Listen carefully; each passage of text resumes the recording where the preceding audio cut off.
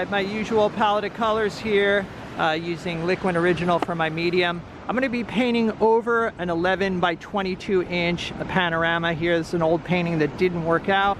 This painting is going to be a high-key painting. There's not a lot of darks in this scene here. My palette is a mid-tone gray. I'm going to try to keep the darkest darks to this mid-tone and just work my way up from there. So nothing darker than a mid-tone. We'll see how that works out. All right, a mixture of cerulean blue pure and titanium white. I'm just going to kind of mop on this color to obliterate the old painting, to kind of tone down some of those yellows. I can see the old image still, but at least it's kind of toned down a bit. There's going to be sky, sand, white water, and dark water, and those are the elements. And you know, the theory is, like, if those shapes are interesting, then you know the painting will be interesting, and all we have to do is kind of look for subtle shifts within each of those shapes. So that's going to be my plan today. Me too. All right, you got another odd size panel here. Odd size, I think it's about 10 by 15 or 10.5 by 15. All right, 10.5 by 15. Got that oil primed linen on there. I really got lost the last couple of times I tried just to paint the seascape head on, so I think I was lacking a good design and a good compositional idea, and I'm going to try and make one of those and stick to it. Easier said than done. You said it. All right, so I'm going to go with a high horizon because the sky is not super interesting today, and also I want to maximize, you know, the area here for painting waves. So this shape here, the sky shape, is always going to be sort of a rectangle. Not much I can do about that. The next step will be to have an interesting water line. And one of the things you're battling out here is all these parallel lines. So a lot of times what I'll do is kind of just zigzag a random pattern. Just quickly, don't overthink it, and see how I feel about it. Usually I'll have like some kind of low point either at the right or the left. I think that kind of works right there. Are you toning today? Yeah, I'm just using the color that's in the muck that's in the oh, in your brush washer? You're just toning with the the dirty mineral spirits? Yeah. All right. Put something on there so I want to get a good white water pattern going. It's hard to paint that over, obviously, over white. So my plan is to get a little bit of color on there to begin with. Actually, it's nice because that has kind of a green tint to it. Yeah, I kind of noticed that it's sort of similar to some of the ocean colors, so I'm going to start with that. Kind of mixed up a neutral gray here, just kind of block in the sand shape. Obviously, there's going to be some subtleties here, you know, sky reflections, and it's a bit darker right where it meets the water. But for now, I just want to make sure that I have an interesting sand shape. All right, adding more cobalt blue to the mix. All right, and block in the sky here. Okay, there we go. Now I'm going to mix up a color for, you know, the darker water out here, the sort of blue-green. So I've mixed up a mid-tone gray here using titanium white, ultramarine blue, a bit of cobalt blue, burnt sienna, and cadmium yellow medium. And as I mentioned before, I'm kind of comparing it to my palette, which is a mid-tone gray. So it looks like about the same value. Is that okay? Does that look okay? Yeah, no, that pattern's beautiful already. See, that's the whole idea right there. You know, you're like, you know, you're focusing on just creating an interesting dark shape, right? Yes. So far, so good. So this will be your, obviously, this will be your sand here. Yeah, that's kind of going to be, I wanted to have some dark marks underneath the white water like we were talking about. Yeah. No, I think that looks beautiful. Thank you. I know it's going to be dark on the horizon, so I'll establish the horizon first. I like the idea of having whitewater, you know, an interesting whitewater shape down here. If I can, I'm going to try to keep all of the darks connected in one way or another. So it might be a really unusual shape, a big unusual shape, but it will all be connected. And we'll go take a look at Ariah's painting in a moment because he's done that. He has like a nice connection between his dark shapes. All right, this is going to come down a little bit lower. A little more white water here. And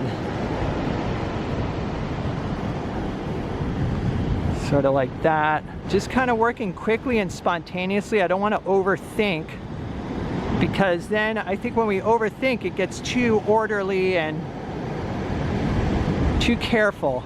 All right, I like some of these shapes in here, but I don't like having the gap in the wave, you know, almost directly in the middle of the panel here. I don't like that. Maybe if this wave tapers off and kind of connects to this little ripple here. All right, and now I could add some white water there. And then maybe have this wave a little bit higher than this one here. So again, I'm just focusing on shapes and you know, abstract patterns or abstract design. The light and dark pattern's really pleasing. Oh, thanks. One thing I'm noticing, there's certain things like where, like say right here, line, line, line. So I could do something to break that up. Okay. But you know, at this point, if the overall shapes are close, you know, then I can just solve those problems before getting into looking for subtle shifts within the shapes, you know? Yeah, But the hard thing is going to be to keep going forward without without messing up this design. That's going to be the big challenge, you know? Exactly. You're digging into the fun stuff already. Beautiful colors in that, by the way. That looks great. Oh, thanks. And then do you know what you're going to do in here? I'm going to... Or is that a problem for future Ariah? Yeah, I know. I'm going to try to create a whitewater pattern is my goal. Okay, cool. Like, that's my next step. All right, nice. All right, the only thing I'm seeing, this little dip here looks kind of unnatural, so just hit it with a paper towel and then come over with the whitewater color.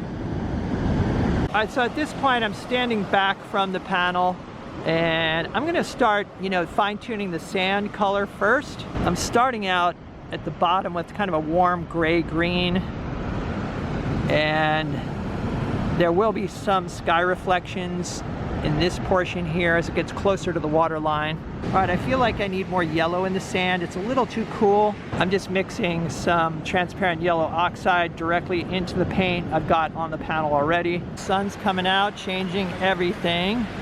So I'm mixing in a little bit of dioxazine purple and cobalt blue into this yellow mixture. I don't want to over exaggerate, you know, this color. And I also don't want to break up this, you know, this shape here of the sand shape.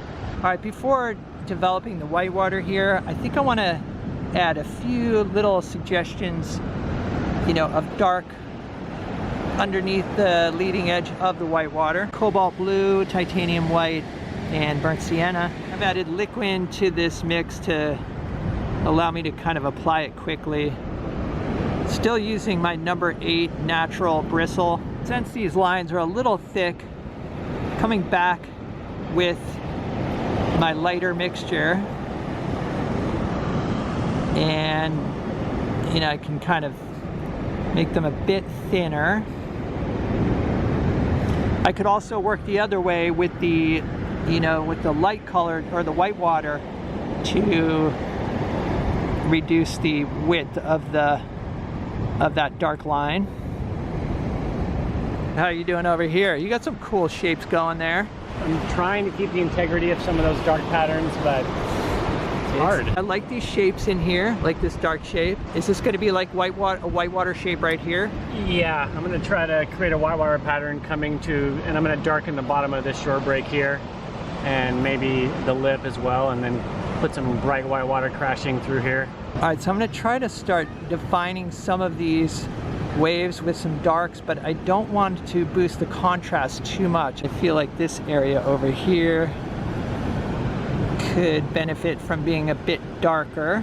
It's a really different way of thinking because you're looking at the painting thinking, okay, how do I like these shapes and what do I need to do to improve, you know, just the relationship of the shapes.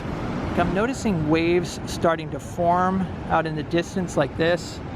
Maybe that could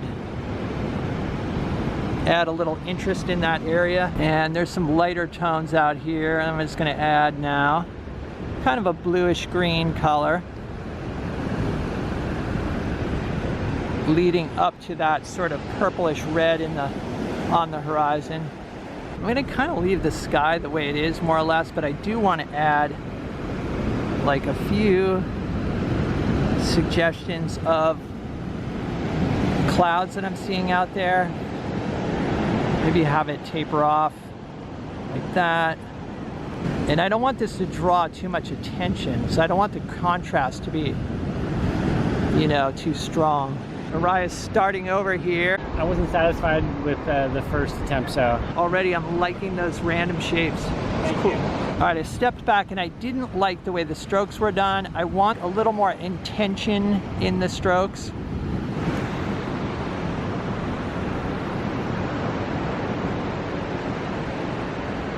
All right, so here's what I finished up with. And as I mentioned, I was looking for a strong light and dark pattern within the water here. You know, so basically the white water and how that relates to this darker green water. I did do a bit of modeling, or, you know, I looked for some warms and cools within the sand and within the sky. But in this area here, I stayed away from any detail. I just wanted to focus on creating an interesting light dark pattern. I like that the water line here is really irregular and that there aren't a lot of horizontal waves. This wave is kind of horizontal here, but it's broken up and it's a little bit higher on the right. And it just, there doesn't seem to be these obvious horizontal bands going across the painting, which is what I wanted to avoid. All right, here's Ariah's second painting. / your painting. All right, so Ariah wanted me to be honest regarding some of the behind the scenes activities that were going on. What we decided to do was kind of stand back and then work together and kind of use it as an opportunity for problem solving. And we'll do that often. And it's something that I highly recommend. If you have a friend who you paint with, who you trust their judgment, it can be really fun to work and problem solve together. So that's something that I really enjoy about our painting sessions, is that we don't approach this with any kind of ego. We're just trying to become better painters, and we're trying to figure out a way to solve problems. And so anyway, that is something that he wanted to make sure that I share with you guys, and I feel like it's important too. And it's so fun. So anyway, I'll put a link to his Instagram in the description below, so be sure to check out his Instagram. There's also a link to Patreon down below. It's a Patreon support that helps keep me making these videos, and it's much appreciated. So check it out. Like I say, link below. Other than that, stay creative, and I'll see you guys in the next video.